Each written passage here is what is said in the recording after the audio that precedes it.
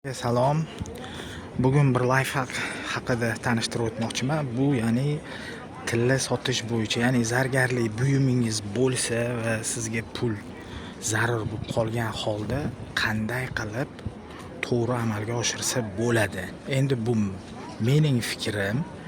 Albatta, balki mendan ham ko'ra buni yaxshi amalga oshiradiganlar bordir, lekin men o'sha sotuvlar va muzokaralarda uzoq yil ishlagan tajribamdan kelib chiqib sizlar bilan ushbu lifehack haqida o'rtoqlashmoqchiman. Agar bu yoqsa albatta obuna bo'ling va like bosing, yoki bosmang, yoki obuna bo'lmang, o'zingizlar bilasizlar.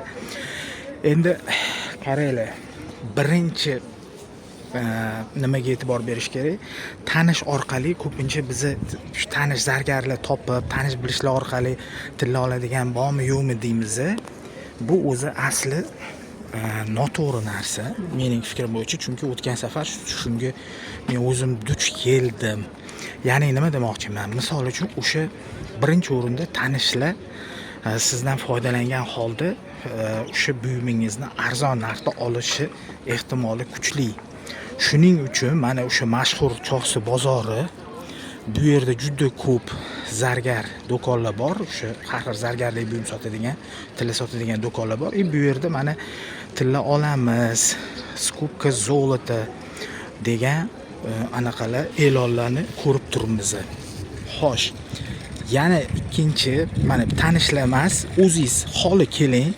Bu yana kimlarga mana sotishni bilmayman, sotolmayman deganlarga zo'r lifehack bu.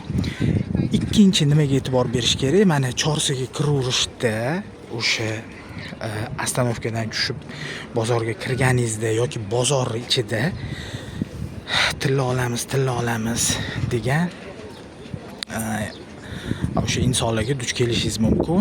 Endi men ularni yomon demoqchi emasman, ularni ishi, lekin ular odatda o'sha yaxshi narxdan pastroq narxga olib qolishadi. Nimaga? Sababi ular shu bilan tirikchilik qilishadi. Bu ularning shunday anaqasi, nima deydi? Kasbi. Endi shuning uchun nima qilasiz? Uchinchi kelasiz, 2 ta, 3 ta, 4 tami, 5 tami iloji bo'lsa do'konni aylanib, narx-navobni surishtiring. Nech pul, qanchadan olishyapti va iloji bo'lsa eng yaxshi narxi shumi, oxiri nech pulga olasiz deb so'rab qo'ying bir og'iz. Hozir shunday qilamiz biz.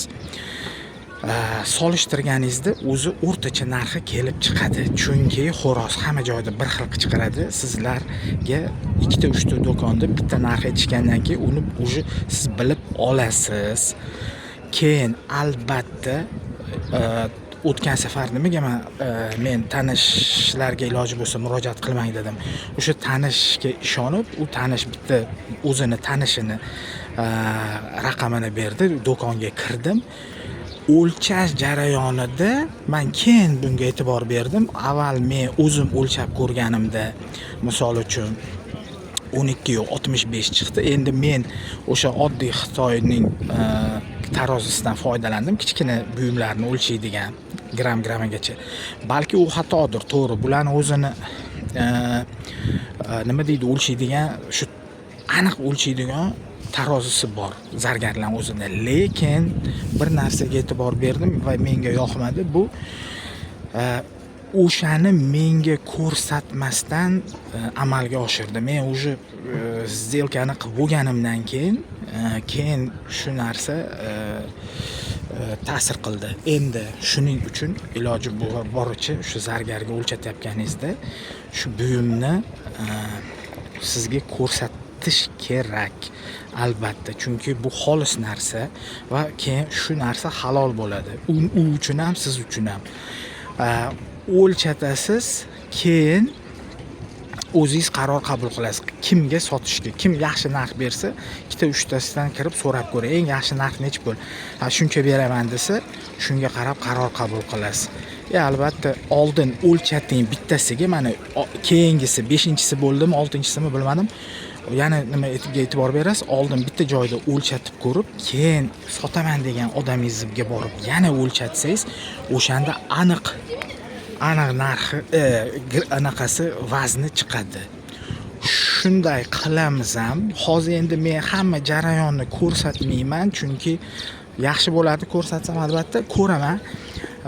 Birinchidan chunki ko'pchiligiga kameraga olishga yoqmaydi. Men bitta joyda agar shuni amalga oshirsam, imkonicha shu sotgan joyimdan video olib beraman va o'sha zargardan kichkina intervyu olamiz. U ham bitta ikkita life hack bilan siz bilan o'rtoqlashishi mumkin. Shuni hurmatli sevimli insonlarim, men yana keyingi videoni albatta ko'ring va o'z fikrlaringiz bo'lsa yoki sizda undan ham zo'r maslahat bo'lsa, albatta izohlarda qoldiring. Sababi sizning izohingiz kimgadir asqotishi mumkin yoki men uchun ham asqotadi, chunki nima deydi, bizni shu hayot davomida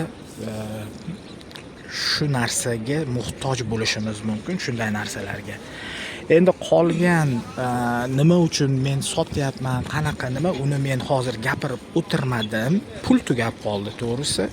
Shuning uchun hozir shu majburlik, muhtojlik vaqtincha shu muammodan chiqish uchun, masalani yechish uchun, pul masalasini. Shuning uchun shunday qadam tutayapman. Like bosing, obuna bo'ling. Sizlarni sevaman. Keyingi videoda albatta natijasi haqida gapirib o'taman. Rahmat.